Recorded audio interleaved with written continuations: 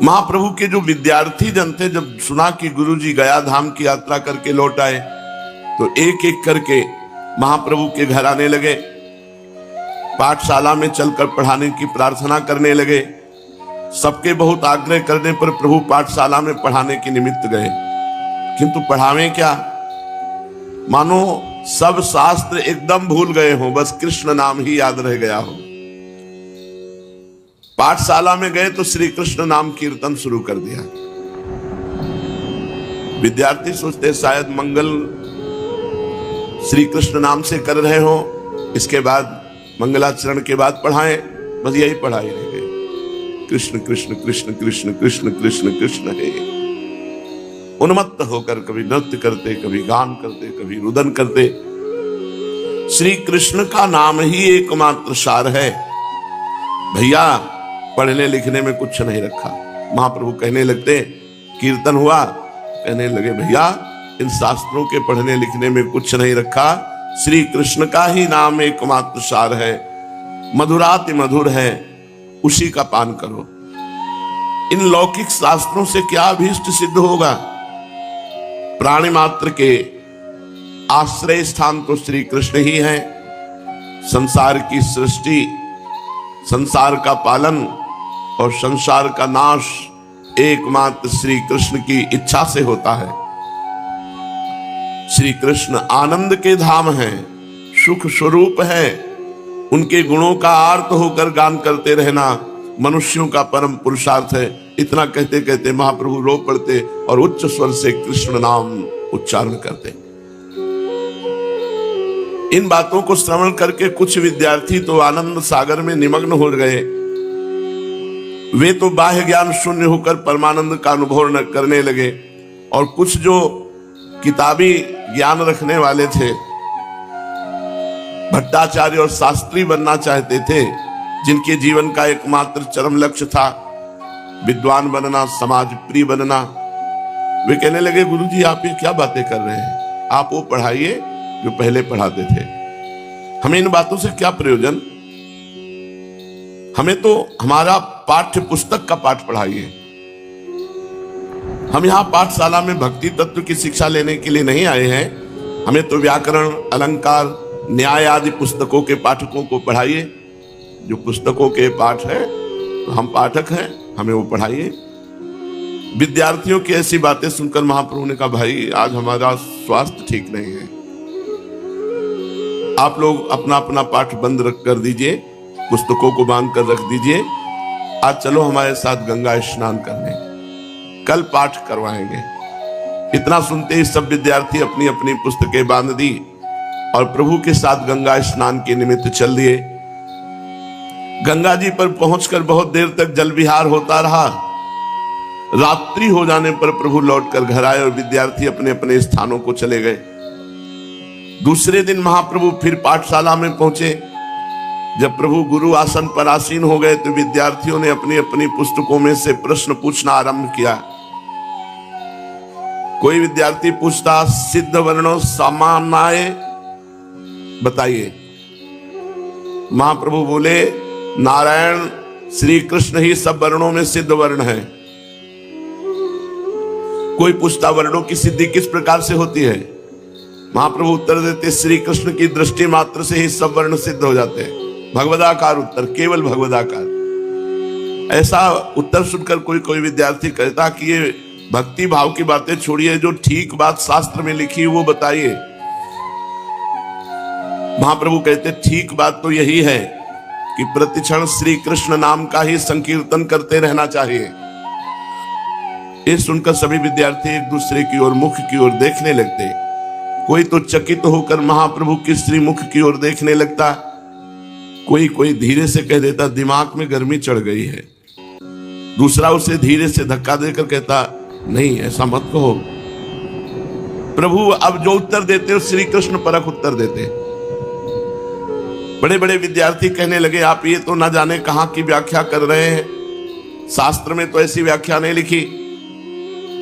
महाप्रभु उत्तर देते मैं शास्त्रों का सार बता रहा हूं, किसी भी पंडित से जाकर पूछा हो वह सर्व शास्त्रों का सार श्री कृष्ण के चरण कमल की प्राप्ति ही बताएगा।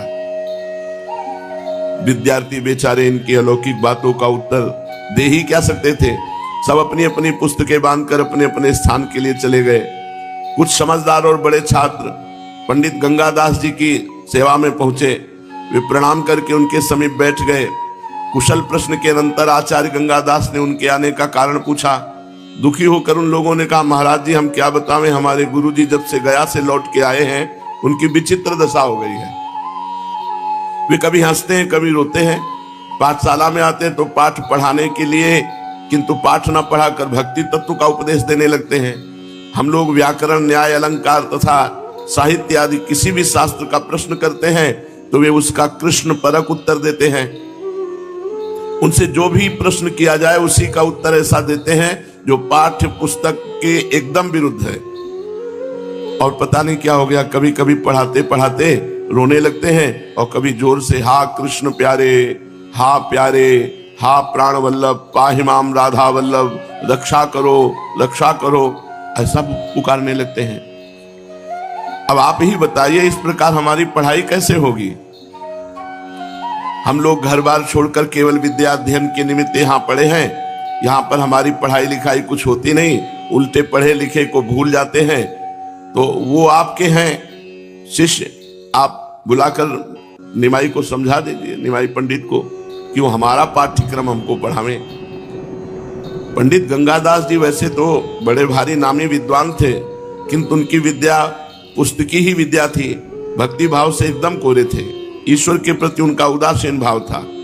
यदि ईश्वर होगा भी तो हुआ करे, हमें उससे क्या काम। समय पर भोजन कर लिया, विद्यार्थियों को पाठ पढ़ा दिया, बस यही हमारे जीवन का व्यापार है। कुछ कुछ इसी प्रकार के उनके विचार थे।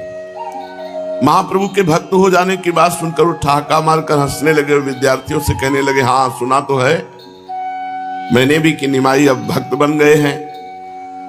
पंडित होकर उन पर यह क्या भूत सवार हो गया है।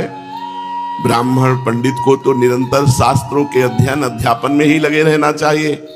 खैर, अब तुम लोग अपने अपने स्थानों को जाओ, कल उसे मेरे पास भेज देना, मैं उन्हें समझा दूंगा। मेरी बात को वो कभी नहीं टालते। इतना सुनकर विद्यार्थी अपने अपने स्थानों पर चले गए। दूसरे दिन प्रभु से विद्यार्थियों ने कहा, आचार्य गंगादास जी ने आपको अपने यहाँ बुलाया है, आगे आपकी इच्छा है, आज जाइए या फिर किसी दिन हो आइए। आचार्य गंगादास जी का बुलावा सुनकर प्रभु उसी समय 2-4 विद्यार्थियों को साथ लेकर उनके स्थान पर पहुंचे। वहां जाकर प्रभु ने अपने विद्या गुरु के चरणों की वंदना की। गंगादास जी ने भी उनका पुत्र की भांति आलिंगन किया और बैठने के लिए एक आसन की ओर संकेत किया। आचार्य की आज्ञा पाकर उनके बतलाए हुए आसन पर महाप्रभु बैठ गए। प्रभु के बैठ जाने पर साथ के विद्यार्थी भी पीछे एक ओर हटकर पाठशाला की बिछी हुई चटाइयों पर बैठ गए। प्रभु के सुखपूर्वक बैठ जाने पर वात्सल्य प्रेम प्रकट करते हुए आचार्य गंगादास जी ने कहा, भाई निमाई, तुम मेरे प्रिय विद्यार्थी हो, मैं तुम्हें पुत्र की भांति प्यार करता हूं।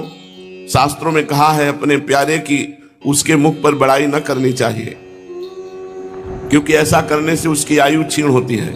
किंतु यथार्थ बात तो कही ही जाती है। तुमने मेरी पाठशाला के नाम को सार्थक बना दिया।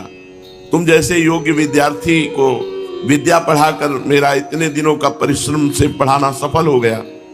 तुमने अपने प्रकांड पांडित्य द्वारा मेरे मुख को उज्जवल कर दिया। मैं तुमसे बहुत ही प्रसन्न हूं। आचार्य के मुख से अपनी इतनी प्रशंसा सुनकर प्रभु लज्जित भाव से नीचे की ओर देखते हुए चुपचाप बैठे रहे, कोई उत्तर नहीं दिया। आचार्य गंगादास जी फिर कहने लगे, योग्य बनने के अनंतर तुम अध्यापक हुए। तुमने पढ़ाने का कार्य भी यथेष्ट किया, जिससे तुम्हारी ख्याति प्राप्त हुई। तुम्हारे सभी विद्यार्थी सदा तुम्हारे शील स्वभाव की तथा पढ़ाने की सरल सुंदर प्रणाली की प्रशंसा करते रहे। वे लोग तुम्हारे सिवा दूसरे किसी के पास पढ़ना पसंद ही नहीं करते, किंतु कल उन्होंने आकर मुझसे तुम्हारी शिकायत की है। तुम उन्हें अब मनोयोग के साथ ठीक ठीक नहीं पढ़ाते हो, और लोगों ने भी मुझसे आकर कहा कि तुम भक्तों की भांति रोते गाते हो, हंसते कूदते हो। अरे कितने भारी विद्वान अध्यापक होकर तुम्हें ऐसी बातें शोभा नहीं देती। तुम विद्वान हो, समझदार हो, मेधावी हो, शास्त्रज्ञ होकर, हाँ कृष्ण देखो शास्त्रज्ञ है, इसे मूर्खता समझ रहे हैं। यही तो भगवान की बड़ी विचित्र माया है। ये ढोंग क्यों करते हैं? उन्हें भक्ति ढोंग लग रही है, मूर्खता लग रही है, इसीलिए बड़े बड़े विद्वान भगवान के रहस्य को नहीं जान पाते। जो शास्त्रों की बातें तो जानते नहीं, विद्या बुद्धि से हीन है, तुम्हें इसकी क्या जरूरत है? तुम तो स्वयं विद्वान हो, बड़े बड़े लोग तुम्हारी विद्या बुद्धि पर ही मुक्त होकर के मुक्त कंठ से तुम्हारी प्रशंसा करते हैं, सर्वत्र तुम्हारी प्रतिष्ठा है, फिर तुम ऐसे अशास्त्रीय आचरणों को क्यों करते हो? ठीक ठीक बताओ क्या बात है? सब बातें सुनकर भी महाप्रभु चुप रहे, उन्होंने किसी भी बात का कोई उत्तर नहीं दिया।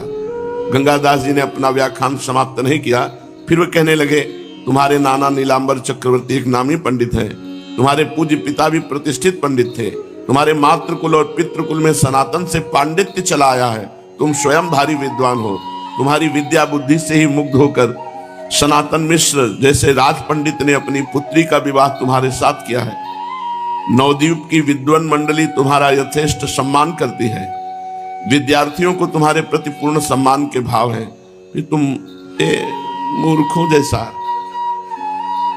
तुम किस मूर्ख की चक्कर में आ गए? बड़े बड़े विद्वान भी भगवान की भक्ति का रहस्य नहीं जानते। देखो बेटा, अध्यापक का पद पूर्व जन्म के बड़े भाग्य से मिलता है, तुम उसके काम में असावधानी करते हो, ये ठीक नहीं। बोलो उत्तर क्यों नहीं देते? अच्छी तरह आज से पढ़ाया करो। नम्रता के साथ महाप्रभु ने कहा, आपकी आज्ञा पालन करने की भरसक चेष्टा करूंगा। क्या करूं? मेरा मन मेरे वश में नहीं है, कहना चाहता हूं कुछ, मुंह से निकलता है कुछ, करना चाहता हूं कुछ, हो कुछ और रहा। अब कितनी कम शब्दों में स्थिति बता दी, लेकिन इनकी समझ में नहीं आएगी क्योंकि ये विद्वान है। गंगादास जी ने प्रेम के साथ कहा, सब ठीक हो जाएगा, चित्त को एकाग्र रखो, तुम तो समझदार आदमी हो, मन को वश में करो, सोच समझकर बात का उत्तर दो। कल से खूब सावधानी रखना, विद्यार्थियों को खूब मनोयोग के साथ पढ़ाना। अच्छा समझ गए? महाप्रभु ने कहा, जो आज्ञा। आचार्य गंगादास को प्रणाम किया और विद्यार्थियों के साथ उनसे विदा हुए। मित्रों, आज महाराज जी ने हम सभी लोगों को बहुत ही उत्तम एवं शिक्षाप्रद कथा सुनाई है। आशा करता हूँ कि इस शिक्षाप्रद कथा से हम सभी कुछ न कुछ शिक्षा अवश्य ग्रहण करेंगे और अपने जीवन को सुखी, सात्विक और सामर्थ्य बनाने का प्रयास करेंगे। मित्रों, अगर आपको यह शिक्षाप्रद वीडियो पसंद आया हो तो वीडियो को लाइक करें और अधिक से अधिक लोगों को शेयर भी करें, जिससे और भी लोग महाराज जी की इस कथा से शिक्षा लेकर अपने जीवन को सुखी बना सकें। मित्रों, अगर आपने अभी तक हमारे चैनल को सब्सक्राइब नहीं किया है तो तुरंत सब्सक्राइब कर लें, जिससे आपको नोटिफिकेशन के माध्यम से हमारे महाराज जी के शिक्षाप्रद वीडियो तुरंत प्राप्त हो सके।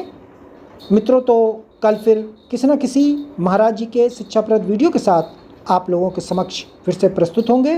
तब तक के लिए नमस्कार।